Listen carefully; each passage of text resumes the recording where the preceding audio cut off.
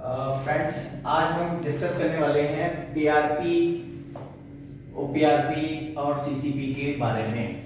सबसे पहले तो मैं बता दूं कि पीआरपी की फुल फॉर्म क्या है। पीआरपी की फुल फॉर्म है P prerequisite and program, ये इसकी फुल फॉर्म है पीआरपी। और इसके बारे में पढ़ते हैं क्या होता है। डिफाइंड बाय आईएसओ ने जो हमें बोला है as the basics condition and activities that necessary within the organization, जो कि बहुत नेसेसरी हैं हमारे ऑर्गेनाइजेशन के अंदर थ्रू आउट द चेन। किसके लिए मेंटेन करती है और उनका क्यों मेंटेन के लिए, हर चीज ये देखिए कहीं ना कहीं फूड सेफ्टी के लिए। अगर आपके प्लांट में और पूरे आपके फूड चेन में फूड सेफ्टी को मेंटेन के लिए जो स्टेप्स हो जाते हैं, 3 स्टेप्स, उनको हम बोल देते हैं पीआरपी, ठीक है। और आपके इसमें जो खास जानने वाली वाली बात है, दे डू नॉट कंट्रोल, ये चीज अपने दिमाग में रखिएगा, मैं इसको बाद में रिपीट करूंगा। They do not control specific hazard, ये कंट्रोल नहीं करते हैं पूरी तरह, और स्टेप्स इन द प्रोसेस, ठीक है। तो ये चीज ध्यान रखिएगा। और अगर पीआरपी अगर फेलियर होता है, डज नॉट नेसेसरी, ये पीआरपी फेलियर का ये मतलब नहीं है कि आपके इमीडिएट आपके प्रोडक्ट पे कोई रिस्क आ गया या कोई प्रॉब्लम आ गई है, तो ये मैंडेटरी नहीं हो सकता, कुछ टाइम बाद आया, इंपैक्ट हो सकता है, नहीं भी हो सकता। तो पीआरपी क्या होते हैं? पीआरपी आपको, ये तो थी आईएसओ की लैंग्वेज, अब अपनी शुद्ध भाषा में बताते हैं।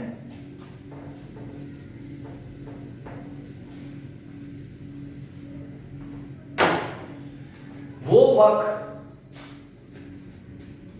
जो प्रोसेस स्टार्ट होने से पहले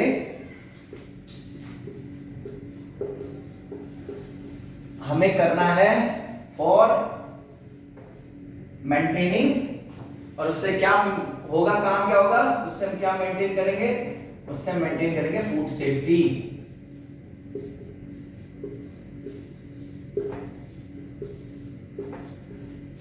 ऐसे कौन कौन से काम हैं जो हमारे प्रोडक्शन से पहले होने चाहिए, इसलिए इसका नाम प्री रिक्विजिट प्रोग्राम है। तो अब आपके दिमाग में आना चाहिए कि प्रोडक्शन स्टार्ट होने से पहले क्या क्या चीजें हमारी होनी चाहिए, जिससे हमारा और प्रोडक्शन जब चले तो हमें कोई प्रॉब्लम ना आए, कोई दिक्कत ना आए, हम क्या क्या चीजें कर सकते हैं। तो मेरे दिमाग में कुछ चीजें तो सबसे पहले हिट कर रही हैं, मैं लिख देता हूं इसके, जैसे कि सैनिटाइजेशन, क्लीनिंग, ये सब प्री स्टेप्स है बेसिकली, जो सबसे पहले मेरे दिमाग में हिट करी, ठीक है।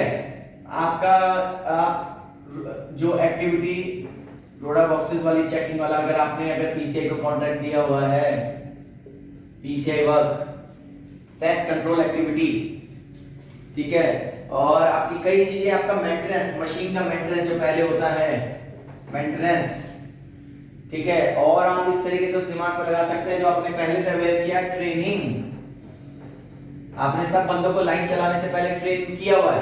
ये सब एग्जांपल्स भी हैं और ये हमें ध्यान भी देने हैं, यही पीआरपीज भी बनते हैं आगे जाके। ये सब पीआरपी के एग्जांपल हैं। और आप क्या दिमाग लगा सकते हैं कि हमें क्या हो सकता है, किन चीजों पे फोकस कर सकते हैं, जैसे कि एलर्जन, इस पे वक्त पहले होना है आपका। एलर्जन के बाद आप बोल सकते हैं, और किस तरीके से प्लांट से रिलेटेड आपकी जो, जैसे व्हीकल आ रहा है उसका कंट्रोल, व्हीकल चेकिंग,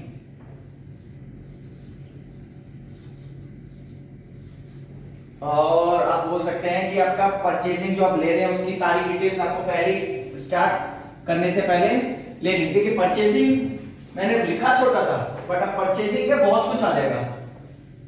परचेजिंग में मैं लिखता हूं परचेजिंग, परचेजिंग में सब आ जाता है, आरएम भी आ जाएगा, पीएम भी आ जाएगा। अगर आपने आरएम और पीएम को मेंटेन कर लिया, इसके सारे स्टैंडर्ड आपके फुलफिल हैं, और आपका जो जो डिमांड्स हैं आप वो as per FSSAI, as per FSSC 22,000, FSSAI तो हो ही जाता है, वर्जन 5.1 के हिसाब से अगर आप सब चीजें आप ये किन से लेते हैं, वेंडर से, तो उनके हिसाब से अगर आपकी सारी चीजें मेंटेन होंगी तो आपका आरएम और पीएम मेंटेन रहेगा, उससे जो आपका प्रोडक्ट बनेगा वो सही रहेगा। अब अगर आपने सारी चीजें पहले नहीं करी, आपका प्रोडक्शन स्टार्ट हो गया और वहां पे जाके उसमें प्रॉब्लम्स पता लगती है, तो उससे क्या होगा कि वो प्रोडक्शन को हैम्पर करेगा, इसलिए इनको पीआरपीज में डाला जाता है। और क्या चीज हो सकती है जो मेरे दिमाग में आ रही हो सकता है, ऐसे कई सारे एग्जांपल हैं। एक बहुत इजी एग्जांपल बताता हूं।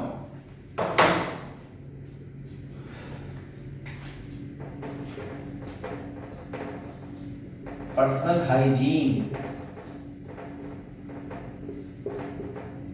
अब पर्सनल हाइजीन में आप कुछ भी देख सकते हैं, कई सारी चीजें हैं। आप हाइजीन चेक कर लीजिए पहले अपनी मैन पावर की कि हाइजीन सही है नहीं है।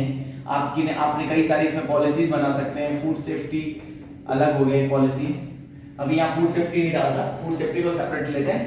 अभी इसमें हाइजीन हो गया, आपका ज्वेलरी पॉलिसी हो गई,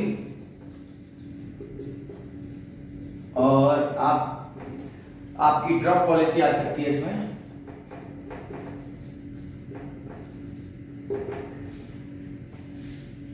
कई सारी पॉलिसी, मतलब पर्सनल हाइजीन आपको पूरी प्लांट में आपको मेंटेन करनी है पहले, प्रोडक्शन स्टार्ट होने से पहले।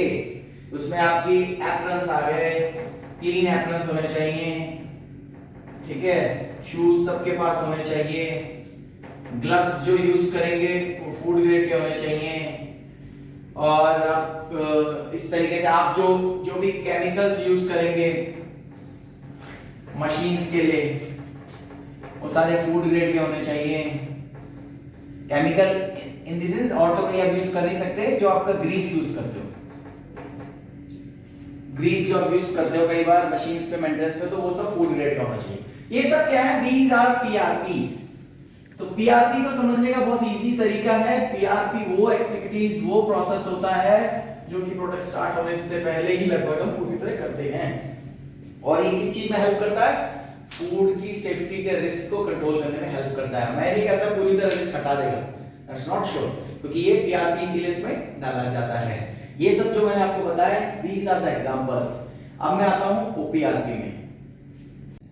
जैसे कि एक मैं प्रोसेस के बारे में आपको एक स्टेप उठाता हूं जिससे आपको प्रॉपर्ली क्लियर हो जाएगा कि ओपीआरपी और सीसीपी में डिफरेंस क्या होता है, क्योंकि दोनों ही रिस्क असेसमेंट से मिलने हैं। वो भी रिस्क असेसमेंट से फाइंड आउट होगा और सीसीपी भी रिस्क असेसमेंट से फाइंड आउट होगा। तो अब मैंने एक एग्जांपल लिया है मैग्नेट का, एग्जांपल लिया है मैग्नेट का, जो कि यूज हो रहा है प्रोसेस में। कहां पे यूज हो रहा है, प्रोसेस में, ठीक है। ये कुछ भी किसी भी वे में यूज हो सकता है यहाँ से आप पास करा रहे हो, यहाँ पे कुछ फिल्टर में डाल रखा हो, या आपने कहीं अलग वे में यूज कर रहे हो, ये डिपेंड करता है आपके प्रोसेस के ऊपर। तो ये जो यूज ऑफ मैग्नेट है, the use of magnet to remove metal particle, ये क्या काम कर रहा है, मेटल पार्टिकल को रिमूव करने का काम कर रहा है। और इसके बाद एक स्टेप और है जो कि है मेटल डिटेक्शन। अगर आपका इस स्टेप के बाद भी फर्दर कोई आप मेटल डिटेक्टर यूज हो रहा है, और ये खाली ये भी काम रिमूव करने का ही कर रहा है मेटल पार्टिकल, मगर आपने एक लास्ट स्टेप में फिर से मेटल डिटेक्टर डाला हुआ है, तो ये मेटल डिटेक्टर जो एंड पॉइंट पे बिल्कुल होगा तो वो बन जाता है सीसीपी, और इस वाले को आप बना सकते हैं ओपीआरपी, क्योंकि ये पहले था।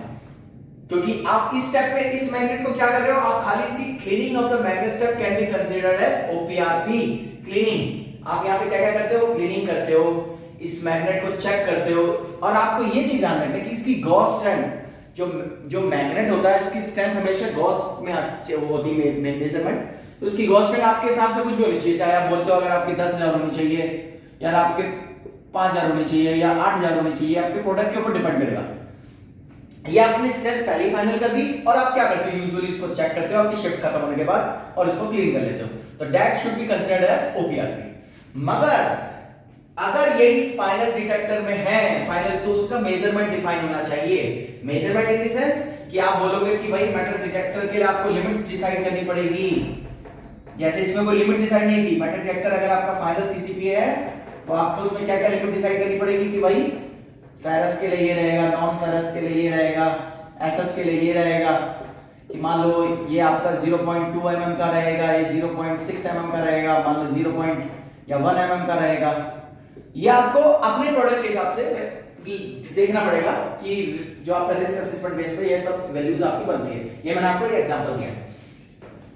ओपीआरपी में क्या होता है, reduce the level of hazard, ये लेवल ऑफ जो हैजार्ड है उसको कम तो कर देता है, but it's failure wouldn't cause unsafe product, कि अगर ये फेल भी हो जाता है तो हम ये नहीं बोल सकते हमारा प्रोडक्ट अनसेफ प्रोडक्ट है, क्योंकि इसके बाद आपके पास दूसरा स्टेप भी है जो है मेटल डिटेक्टर। तो ये दोनों में डिफरेंस आपको समझना पड़ेगा ओपीआरपी और सीसीपी में। अगर आप उसको फर्दर प्रोसेस में आप खाली एक ही प्रोसेस में यूज कर रहे हो तो मैग्नेट फॉर्म में आपका ओपीआरपी में जा सकता है, बट अगर वो एक स्टेप बन जाएगा तो वो सीसीपी बन जाएगा।